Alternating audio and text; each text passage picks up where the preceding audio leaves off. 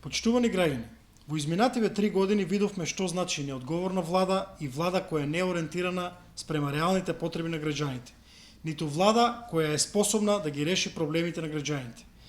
Видовме како се распродаваат националните интереси и како се тргува со војата на граѓаните. Единствено поле каде што е успешна оваа влада е криминалот. Државата, начело со СДСМ и Зоран Заев, ниту е во сигурно раце, ниту има светла иднина. Аферите ни станаа секојдневие, за жал, неуспешно се справија со пандемијата на вирусот COVID-19 и не успеа да танцуваат со вирусот како што не убедува. Секојдневно имаме троцифрени бројки на заразени и за жал двоцифрени бројки на починати од вирусот COVID-19. Впрочем, за ширењето на овој вирус ги обвинуваат сите, само не министрот за здравство Венко Филипчи.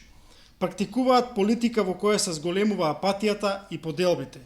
Не нудат визија, туку нудат подпросечност, кризи и измами. Зборот е збор стана само една гола фраза во која веќе никој не верува, бидејќи ниту стојат до додениот збор, ниту ја почитуваат војата на граѓаните. Тоа е нивна определба, ама од тоа нивно поведение страда Македонија. ВМРО ДПМН вчера во Битола ја промовираше својата изборна програма и понуди решенија за граѓаните. Обновата е нешто кое го барате и чекате долго време, а таа значи да имате контрола на својот живот, но и контрола врз своите судбини. ВМРО ДПМН се обврзува пред граѓаните за обнова на Македонија. Обновата е обнова на духот, обнова на институциите, обнова на вредностите, обнова на идеалите. Затоа на овие избори граѓаните избираат помеѓу демагогија или резултати, рекет или честност, неправда или правда, измами или обнова, концесии или принципи.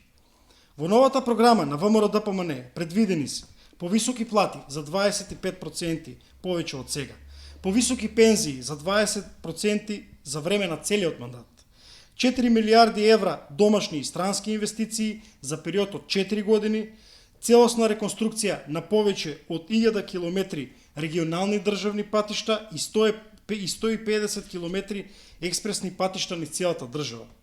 Ова се само дел од проектите и мерките кои се предвидени во програмата Обнова за Македонија, со која се обврзуваме пред граѓаните. Граѓаните на 15 јули ќе одлучат за обнова на Македонија, за реална програма со реални проекти кои ги опфаќаат сите граѓани. Кавадарци ќе биде носител на таа убедлива победа.